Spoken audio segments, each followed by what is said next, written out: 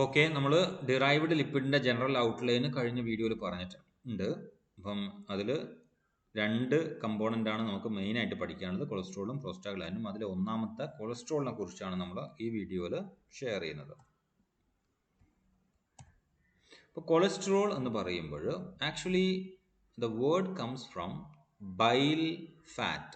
Okay, sterol എന്ന് പറയുന്നത് fat എന്ന് പറയുന്ന വാക്കുമായിട്ടും, അല്ലെങ്കിൽ ആൽക്കഹോൾ എന്ന് പറയുന്ന സോളിഡ് ആൽക്കഹോൾ എന്നുള്ളൊരു കമ്പോണൻ്റ് ആയിട്ട് നമുക്ക് പറയുന്നു.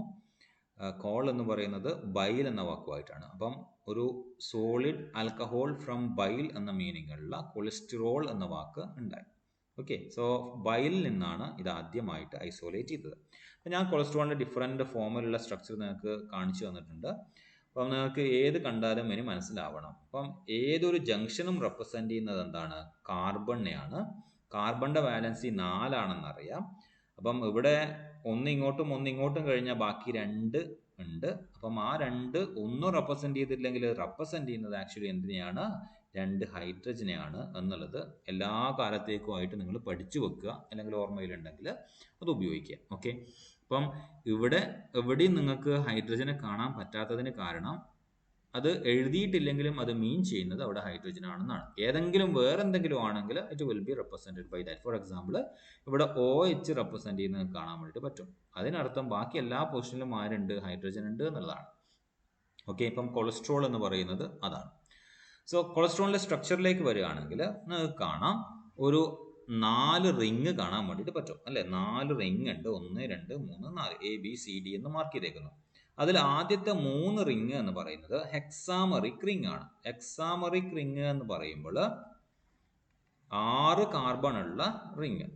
ഓക്കെ, 6 കാർബൺ ഉള്ള റിങ്, സൈക്ലിക് സ്ട്രക്ചർ ആണ്. അതുകൊണ്ട് നമുക്കൊന്ന് വിളിക്കാം സൈക്ലോഹെക്സെയിൻ എന്ന് വിളിക്കാം.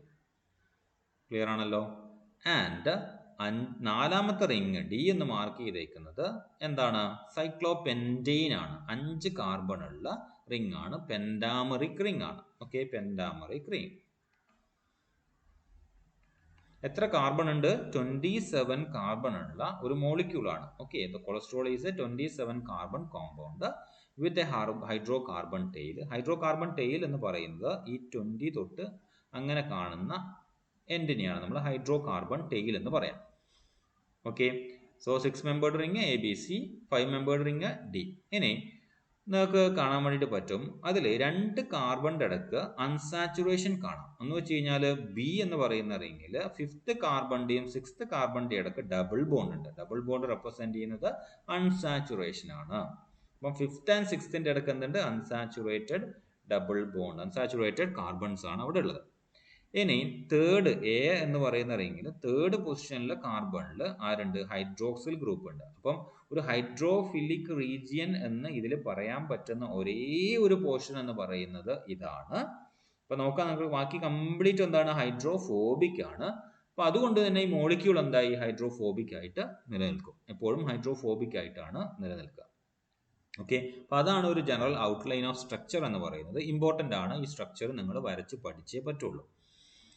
Okay, so the hydrocarbon tail and the central ring of cholesterol is non-polar and therefore do not mix with water. Hydrophobic എന്ന് ഞാൻ പറഞ്ഞു. Therefore, cholesterol is packaged together with apoproteins to carry through the blood circulation as lipoprotein. Okay, അപ്പോൾ പ്രോട്ടീനുമായിട്ട് mix ചെയ്തിട്ട് പ്രോട്ടീനാണ് ഈ കൊളസ്ട്രോളിനെ carry ചെയ്യുന്നത് lipoprotein ഫോമിൽ. അപ്പം അതിൻ്റെ റീസൺ എന്ന് പറയുന്നത് അത് വാട്ടറിൽ മിസ്സിബിൾ അല്ല, എന്ന് വെച്ചാൽ അത് നോൺ പോളാർ ആണ് എന്നതാണ്. ഓക്കെ, ഇനി കൊളസ്ട്രോള് ടിഷ്യൂവിൽ ഫൗണ്ട് ചെയ്യുന്നത് ഒന്നുകിൽ ഫ്രീ ആൽക്കഹോൾ ഫോമിൽ ആവാം, ഓക്കെ, അല്ലെങ്കിലോ they can be esterified to any fatty acid. Free alcohol form എന്ന് പറയുന്നത് ഈ കൊളസ്ട്രോൾ ലെവൽ തന്നെ, ഇത് ആൽക്കഹോൾ ആണല്ലോ, ഹൈഡ്രോക്സിൽ ഗ്രൂപ്പ് ഉള്ളതുകൊണ്ട്. ഓക്കെ, അല്ലെങ്കിൽ എസ്റ്ററിഫൈഡ് ടു ആരാണ്? ഏതെങ്കിലും ഒരു ഫാറ്റി ആസിഡ്. നമ്മൾ ഓൾറെഡി പറഞ്ഞിട്ടുണ്ട് ഇതിനെക്കുറിച്ച്. എവിടെയാണെന്ന് ഓർക്കുന്നവർ ജസ്റ്റ് ഒന്ന് കമൻറ്റ് ചെയ്യാൻ പറ്റുവാണെങ്കിൽ കമൻറ്റ് ചെയ്യാം. ഓക്കെ, ഒന്ന് പോസ് ചെയ്യുക, വീഡിയോ പോസ് ചെയ്യുക, എന്നിട്ട് നിങ്ങൾ ശ്രമിച്ചു നോക്കുക ഞാൻ എവിടെയാണ് ഇയാളെക്കുറിച്ച് മെൻഷൻ ചെയ്തേക്കുന്നത്. അതായത് കൊളസ്ട്രോള് ഒരു ആൽക്കഹോളായിട്ട് എടുത്തുകൊണ്ട് ഉണ്ടായേക്കുന്ന ലിപ്പിഡ് മോളിക്യൂൾ ഏതായിരിക്കും? എസ്ട്രിഫൈഡ് വിത്ത് ഫാറ്റി ആസിഡ്. ഓക്കെ, അപ്പോൾ നിങ്ങൾക്ക് ഓർമ്മ ഉണ്ടാകുന്ന വിചാരിക്കുന്നു, എന്താണ് ലാനോലിൻ എന്ന് പറഞ്ഞിട്ട് ഓക്കെ, ലാനോലിൻ എന്ന് പറഞ്ഞിട്ട് വൂൾ ഫാറ്റ് നമ്മൾ കണ്ടു അല്ലേ, വൂൾ ഫാറ്റ്. ഇതെന്തായിരുന്നു, പാൽമിറ്റേറ്റ് ഈ പറയുന്ന ഹൈഡ്രോക്സിൽ ഗ്രൂപ്പിലേക്ക് എസ്ട്രിഫൈ ചെയ്യും. പാൽമിറ്റേറ്റ് ഓർമ്മ ഉണ്ടോ? കൊളസ്ട്രോൾ പാൽമിറ്റേറ്റ് എന്ന് പറയുന്നത് എന്താണ്, പാൽമിറ്റേറ്റ് ഇ. Okay, palmitate. അപ്പോൾ cholesterol palmitate, wool fat, lanolin എന്ന് പറയുന്നത് ആക്ച്വലി ടിഷ്യൂവിൽ കാണുന്ന അല്ലെങ്കിൽ ഒരു ഒരു ഒരു കമ്പൈൻഡ് എസ്റ്റിഫൈഡ് ഫോമാണ്. ഫ്രീ ഫോമിലും കൊളസ്ട്രോളിനെ കാണാം, അല്ലെങ്കിൽ എസ്റ്റിഫൈഡ് ഫോമിലും കാണാം. എസ്റ്റിഫൈഡ് ഫോമിന് ഒരു എക്സാമ്പിൾ ആയിട്ട് നമ്മൾ ഓൾറെഡി പറഞ്ഞതാണ് ലാനോലിൻ, വൂൾ ഫാറ്റ് എന്ന് പറയുന്നത്. ഓക്കെ, വാക്സ് ലൈക്ക് മോളിക്യൂൾ എന്ന് പറഞ്ഞിട്ട് അതിനൊരു എക്സാമ്പിൾ ആയിട്ട് നമ്മൾ പഠിച്ചതാണ്. Hope you remember. എന്താണ് ഇനി കൊളസ്ട്രോളിന്റെ ഇമ്പോർട്ടൻസ് എന്നുള്ളതാണ്. It is an important structural constituent of the cell membrane and plasma membrane, plasma ലിപ്പോപ്രോട്ടീൻസ്.